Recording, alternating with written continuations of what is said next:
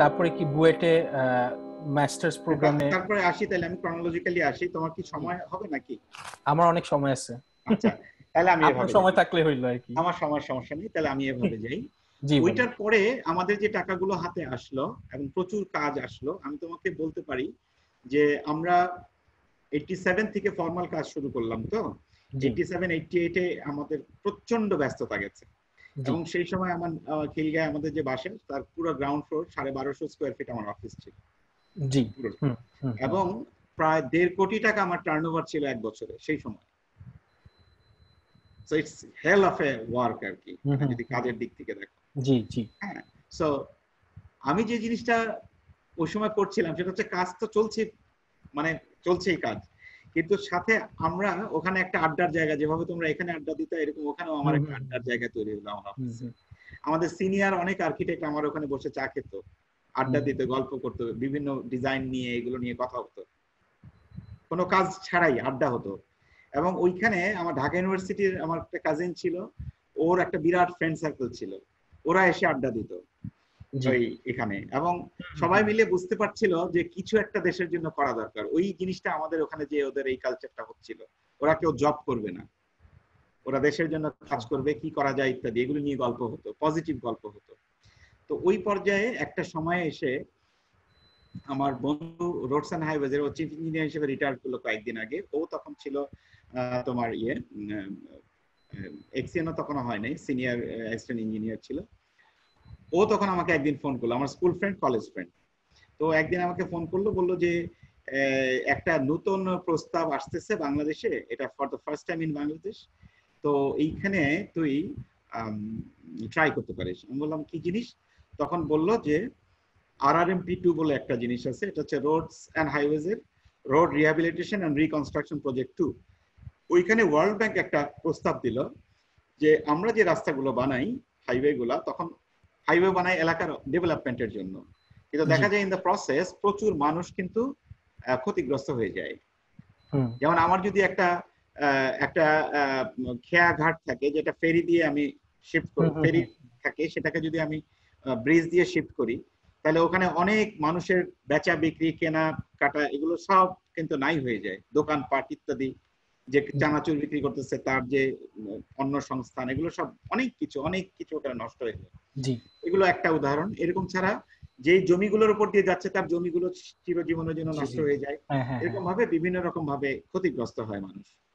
তো তখন ওরা এর আগে কি করতো, কম্পেনসেট করতো, অর্থাৎ টাকা দিয়ে দিত, এখনো তাই দেয় অবশ্য। তখন ওরা ভেবেছিল যে টাকা যেটা দিয়ে দিচ্ছি এইটা দিলাম তো যার জমি আছে তাকে, কিন্তু যে চীনাবাদাম বিক্রি করতো ঘাটে, ওর তো ওখানে কোনো জমি পড়ে নাই, তাহলে ও কি করবে? এরকম ভাবে ওরা একটা বড় সড়ো চিন্তা করছিল যে এদের সবাইকে রিহ্যাবিলিটেট করতে হবে। কবের কথা এটা? কবে এই ডিসকাশন? এইটা হচ্ছে 93। ওকে, ঠিক আছে। রিহ্যাবিলিটেট করতে হবে ইনস্টেড অফ কম্পেনসেশন। জি, আমরা এখন যেটা করি কম্পেনসেট করি, তখন বলা হচ্ছিল রিহ্যাবিলিটেট করতে হবে। জি জি। এটা একটা কারণ। দ্বিতীয় আরেকটা কারণ হচ্ছে ওদেরকে, যাদেরকেও আমরা টাকা দেই, তারা এতগুলো টাকা একসাথে দেখে নাই, কারণ এরা দরিদ্র মানুষ। জমির পেয়েছে, সব পেয়েছে, হাতে পেয়েছে, মেয়ের বিয়েটা বাকি আছে, জন্য সেটা যৌতুক সহ দিয়ে দিবে। যেদিন টাকাটা ডিসি অফিস থেকে কালেক্ট করবে, বাসা যাওয়ার সময় 4টা ইলিশ মাছ নিয়ে যাবে, অনেক দিন ধরে ইলিশ মাছ বাচ্চারা খায় না। এগুলো মিলিয়ে খুবই তাড়াতাড়ি তাদের টাকাটা তারা শেষ করে ফেলবে, তারা বুঝতে পারবে না কোথা দিয়ে শেষ হয়ে যাবে। তারা তো বিজনেস শেখে নাই, তারা শিখছে কৃষিকাজ, সেটা তো তারা পারছে না। তো এরা হ্যাভ নটস হয়ে যায়। একে তো তাদের জমি উচ্ছেদ হওয়াতে তারা ওখানে আর থাকতে পারে না, দ্বিতীয় হচ্ছে যেখানেই যায় সেখানে ভিক্ষুকের মতো চলে যায়। এই জায়গাটা একটা খুবই একটা ক্রিটিক্যাল একটা বাজে পরিস্থিতি আছে। এইটাকে রিকভার করার জন্য তারা বললো যে না, এরপর থেকে আমরা যে প্রজেক্ট গুলো দিব সেখানে একটা রিসেটেলমেন্ট কম্পোনেন্ট থাকবে, যেটা হ্যান্ডেল করবে এনজিওরা, নট ইঞ্জিনিয়াররা টাকা দিয়ে দিবে এরকম না। আচ্ছা, নিডফুল ট্রেনিং লাগে, যা লাগে এগুলো করবে। তো এইটার জন্য লাগবে কি রিসেটেলমেন্ট, এই প্রজেক্টের জন্য রিসেটেলমেন্ট, আর একটা হচ্ছে রিসেটেলমেন্টের একটা পলিসি ডেভেলপ করতে হবে, যেভাবে রিসেটেলমেন্টটা হবে। এটা ছিল প্রজেক্ট। তো এটা কারা করবে? এনজিওরা করবে, এনজিও ক্যান অ্যাপ্লাই। তখন আমার দোস্ত এসে আমরা বললো যে তুই অ্যাপ্লাই করতে পারিস, তোর তো একটা মাত্র, তখন আমরা একটা এনজিও বানাইছি। আচ্ছা আচ্ছা, উদ্যোগ নামে একটা এনজিও তৈরি করছে, ওই যে আমাদের জুনিয়র্স এবং সবাই মিলে, আমরা মিলে একটা উদ্যোগ নামে একটা এনজিও তৈরি করছি। ওটার উদ্দেশ্য খুব ইন্টারেস্টিং। আমরা প্রথমে বলে নিছি যে আমরা লোন প্রোগ্রাম করব না, মানে লোনের টাকা দিব তার থেকে ভাগ খাবো, এটা না। তাহলে আমরা কি করব, আমরা করব হচ্ছে মিডলম্যানের কাজটা করব, যেটা সবচেয়ে টাফ। কৃষক তার ওখানে যে ইনোভেশন গুলো করে লোকাল লেভেলে, তুমি যেমন তোমার ছোট্ট জায়গায় অনেক ইনোভেশন করছো, যেগুলো গ্রেটার লেভেল প্ল্যানিং এ কিন্তু কেউ নলেজেও নাই, এই ব্রিজিংটা হচ্ছে না। তো কৃষক অনেক জিনিস তারা ইনোভেট করে জায়গা মতো, তাদের জায়গা তাদের অনুযায়ী, যেটা আমাদের রিসার্চাররা জানে না। বা রিসার্চার পিএইচডি করেছে ফর কৃষক, কিন্তু কৃষক ওই বইটা পড়তে পারে না। ওই একাডেমিক ওয়ার্ল্ড আর প্রফেশনাল ওয়ার্ল্ডের মধ্যে যে গ্যাপটা ব্রিজ করার জন্য আমরা দাঁড়াতে চাইলাম, যে আমরা ইংরেজিতে পড়া বুঝি, রিসার্চারের সাথে কথা বলে বুঝে নিতে পারবো, ট্রান্সলেট করতে পারবো, ওদের ভাষায় আমরা ওদের মাঠে যেয়ে দাঁড়ায় দাঁড়ায় ট্রান্সলেট করব এই জ্ঞানটা। আবার ওদের টাইমে বসকে বলবো, এক্সপার্টকে বলবো, এভাবে আপনারা ভাবতে পারেন। সো এই ব্রিজিংটা হলে কি হবে, নলেজ ডিসেমিনেশনটা খুব ইজি হয়ে যাবে, এটা তখন গ্যাপ ছিল। So we thought it like that. শুধু এটা কৃষক বলে না, যারা আছে ডাউন ট্রোডেন পিপলের যার যে নিড আছে এই জায়গাগুলোতে একটা ব্রিজিং এর কাজ আমরা করতে চাইলাম। আচ্ছা স্যার, তো এখানে একটা জিনিস আমি একটু জাস্ট আউট অফ কিউরিওসিটি জিজ্ঞেস করব, যে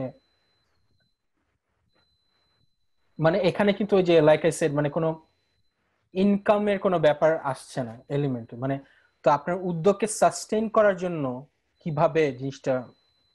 মজাটা হচ্ছে যে উদ্যোগ সাস্টেইন করছিল আমার লাভের টাকা থেকে, প্রণয়নের ইয়ে থেকে, লাভের টাকা থেকে। আর আমরা ধরে নিয়েছিলাম যে পরবর্তীতে আমাদের যে প্রকল্পগুলো হবে এইগুলোর প্রোডাক্টগুলো আমরা কিনে বাইরে বিক্রি করব। জার্মানিতে বা বিভিন্ন জায়গায় আমাদের কিছু হ্যান্ডিক্রাফটস এর ভীষণ ডিমান্ড এখনো আছে, তখনও ছিল, তখন তো আরো শুরুর দিক। তো আমরা এইভাবে জিনিসগুলোকে চাইছিলাম যে আমাদের গ্রামের যে ছেলে মেয়ে তাদের যে কাজটা, সেটা আমরা এখন যেটা হচ্ছে অনেক ক্ষেত্রেই হচ্ছে, তুমি জানো, এটা আমরা ইনিশিয়েটরদের একজন আর কি, যারা এই ব্রিজিং গুলো করতে চেয়েছিলাম ইন মেনি ওয়েজ। তো তারপরে আমরা ওই সময় আমার ওই ফ্রেন্ডটা বললো যে তোর এটা মাত্র জন্মাইছে তখন আর কি, ও জানে, ও আমার বন্ধু হিসেবে জানে, তো তুই এটা নিয়ে আয়, কারণ এইখানে এক্সপিরিয়েন্সের ভ্যালু হচ্ছে জিরো, কেননা রিসেটলমেন্ট বাংলাদেশে আর হয়নি, করেনি। হ্যাঁ সেটাই। তো ওই জন্য বড় ফার্ম ছোট ফার্মকে আমরা এখানে জিরোই দিব, মানে এখানে তুই আর অন্যরা কম্পিট করে ওরা বেশি পাবে না, ডিপেন্ড করবে তার প্ল্যানের উপরে, কার প্রপোজালটা কত রিচ এবং তার ম্যান পাওয়ারের স্ট্রেংথের উপরে। So you can try. তখন আমরা ওইটা নিয়ে ইন্টারেস্ট নিলাম এবং আমরা কাজ শুরু করলাম। এই আমি প্রথম এনজিওতে আসলাম। এনজিওতে আসার পরে আমি চিন্তা করলাম যে এখানে লোকজনকে আমার জোগাড় করতে হবে যারা আসলে এনজিও বোঝে, আমি তো বুঝি না, আমি তো শুধু একটা উদ্যোগ নিছি, নাম দিছি উদ্যোগ। তারপরে এটার মধ্যে এসে তখন আমি খুঁজতে শুরু করলাম কাদেরকে নেওয়া যায়। প্রথম আমাদের ক্রাইটেরিয়া ছিল যে তারা কোনো জায়গায় কোনোভাবে তারা বায়াসড হবে না, তারা পিপল ওরিয়েন্টেড একটা মাইন্ডসেট অন্তত আছে, তার কি কি পারছে এটা আমার জানা দরকার নেই, মানুষটা হচ্ছে ডিসাইডেডলি আমরা বিশ্বাস করতে পারবো যে এই লোকটা হচ্ছে অনেস্ট এবং পিপল ওরিয়েন্টেড, এই লোকটা হচ্ছে এটা বেসলাইন। এইরকম যাদের এক্সেল আছে, যারা জীবনে কিছু করেছে এই রিলেটেড, তাদেরকে আমরা পিক করবো। তা we look for this people. আমরা চিনতাম না, বিভিন্ন সোর্সে বিভিন্ন ভাবে কথা বলে আমরা জড়ো করলাম, তাদের বাসায় বাসায় যে হাত পা ধরে বললাম যে আমরা এরকম একটা এনজিও করছি, যেটা থেকে আমরা এরকম একটা কাজ হাতে নিতে চাই দেশের জন্য, যেটা করার জন্য আমাদের কোনো ক্যাপাসিটি নাই, আপনারা এই এক্সপিরিয়েন্সের কারণে আপনাদের ক্যাপাসিটি আছে, আপনারা কাজটা করলে, আর আপনাদের আবার হাত পা নাই, মাথাটা আছে, you are too old to walk, but we can run, but we don't know where to run, এবং কি নিয়ে কি ভেবে রান দৌড়াতে হবে। So let us be together and work something for the society. এই একটা কম্বিনেশন না হলে আমরা আসলে ভালো কাজ করতে পারবো। তো এটা যখন বলে আমরা দাওয়াত দিলাম, রোজার দিন ছিল, আমরা একটা ইফতারে দাওয়াত দিলাম। এই কথা আমরা যেভাবে বললাম, মেবি আমাদের বডি ল্যাঙ্গুয়েজে ওনারা বুঝেছিলেন যে উই ওয়্যার সিরিয়াস, এবং ওনারা আসলেন, বিশাল বিশাল সব মানুষ আসলেন। তার মধ্যে আমি দুই একটা উদাহরণ দিতে চাই, যেমন ধরো তাদের অনেকেরই তুমি নাম জানবা না, এই জন্য উদাহরণ দিতে আলাদাভাবে দিচ্ছি। প্ল্যান্ট ব্রিডিং এ পিএইচডি, যারা ধান গবেষণায় পিএইচডি করা এবং তার হাতে 2 থেকে 3টা ধান আবিষ্কার হয়েছে বাংলাদেশে, এরকম একজন বিশেষজ্ঞ কৃষিবিদ, হ্যাঁ, ডক্টর হামিদ, ওনাকে যে বললাম, খুবই অনেস্ট মানুষ and capable at the same time. বাকি যাদেরকে আমরা নিলাম তার মধ্যে আরেকজন ছিলেন হচ্ছে আমাদের ডক্টর আমিন বলে এক ভদ্রলোক ছিলেন, উনি আমার সেজো ভাইয়ের ক্লাসমেট, উনি পিএইচডি, উনি এনভায়রনমেন্টাল এক্সপার্ট, উনি ওয়ার্ল্ড ব্যাংকে কাজ করতেন স্পেশালিস্ট হিসেবে।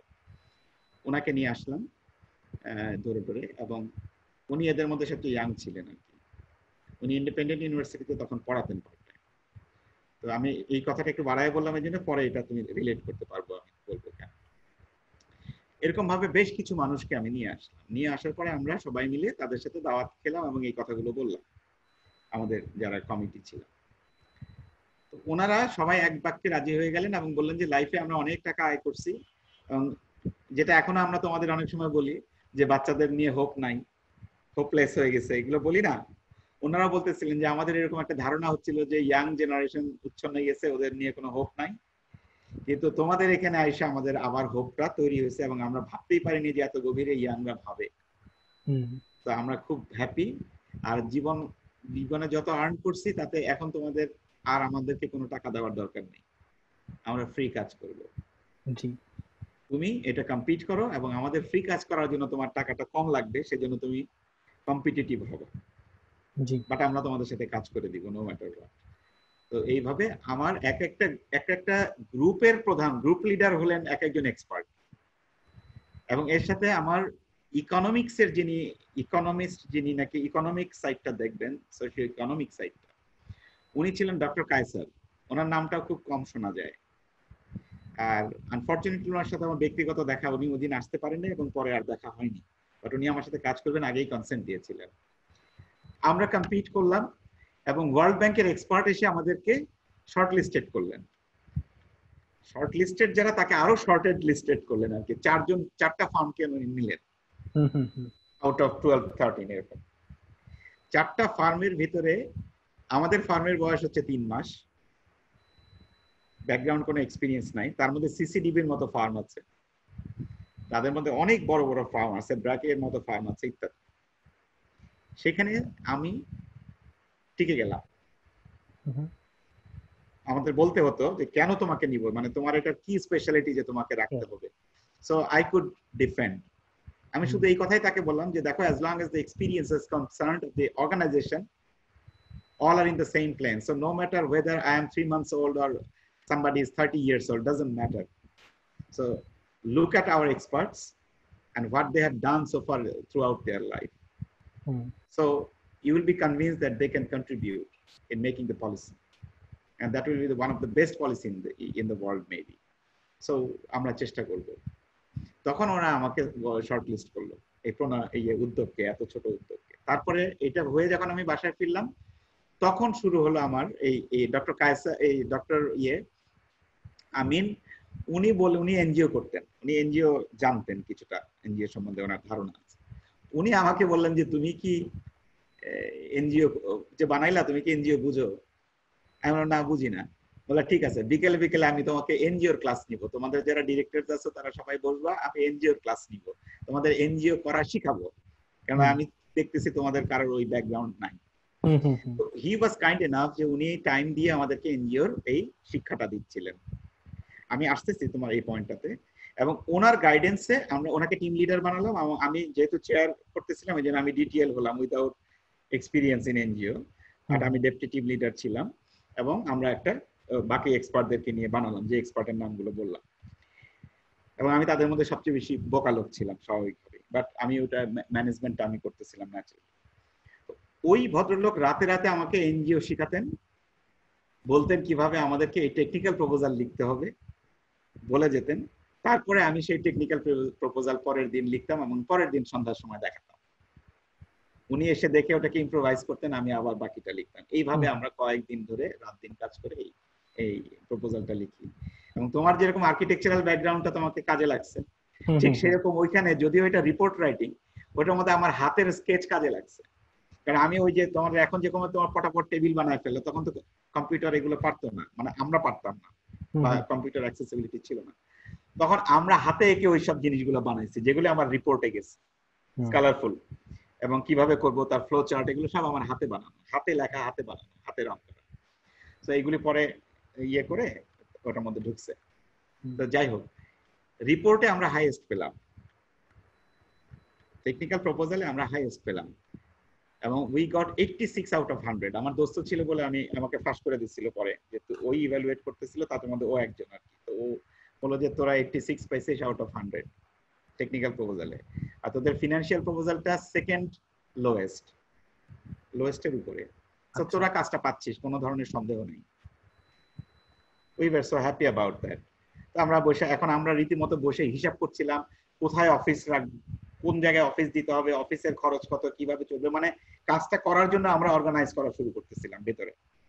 এই দিক থেকে আর রোডস থেকে আর কোনো যোগাযোগ আসে না। অনেক দিন পরে আমরা জানলাম যে কাজটা আমাদের এটা টার্ন ডাউন করে দিছে, তারপর রিটেন্ডার হয়েছে, আমরা জানি না। আচ্ছা, রিটেন্ডার হয়েছে তাও আমরা জানি না, আমাদেরকে কেউ জানাই নাই, লুকায় লুকায় করছে এগুলো। আচ্ছা, করে মানে ওরা তো ইভ্যালুয়েট করে প্রজেক্ট ডিরেক্টরের হাতে দিয়ে দিছে, হি ওয়াজ অ্যাডিশনাল চিফ ইঞ্জিনিয়ার, ওনার সম্বন্ধে বদনাম ছিল এই টাকা টাকা খাওয়া এগুলো ব্যাপারে, মানে খুবই সিদ্ধহস্ত টাইপের। সো ওনার কাছে যাওয়ার পরে গল্প চেঞ্জ হয়ে গেল আর কি। না, আমাদেরকে প্রথমে হচ্ছে বাদ করে দিল, কারণ আমাদেরকে ডাকলে পরে আমাদেরকে সম্বন্ধে খোঁজ নিচ্ছে আগে, নিয়ে বাদ। তারপর রিটেন্ডার করলো, রিটেন্ডার করে আমাদের মধ্যে যে সবচেয়ে খারাপ করছিল, যার টেকনিক্যাল প্রপোজাল ছিল হাইয়েস্ট লোয়েস্ট, সে 12 পাইছিল আউট অফ 100, এবং তার ফিনান্সিয়াল প্রপোজাল ছিল হাইয়েস্ট, আমাদের প্রায় 3 থেকে 4 গুণ। ওকে কাজটা দেখে আবার সিঙ্গেল টেন্ডারে দিয়ে দেওয়া হলো, এবং যে টাকাটা ওরা চেয়েছিল তারও প্রায় 4-5 গুণ বানায় দেওয়া হলো, দিয়ে ওনাকে কাজ দিয়ে দিল। আমরা খবর পেয়ে দৌড়ায় গেলাম, যে এরকম যখন আমাদের লোক যায় বললো, আমরা এরকম চিঠি লিখছি যে আমাদের অন্ধকারে রেখে এটা করছেন, এটা ঠিক হয় নাই, বা এটা আমাদের কাজটা আমাদের পাওয়া উচিত, এগুলো। তা আমাদের লোককে ঝাড়ি দিয়ে বাইর করে দিচ্ছে, ওই ইয়াং ছেলে, ও ঢাকা ইউনিভার্সিটির মাত্র পাস করে পাবলিক এডে, ওরে বাইর করে দিচ্ছে, বলেছে অন্ধকারে ছিলেন তো অন্ধকারেই থাকেন, আবার আলোতে আসতে চান কেন?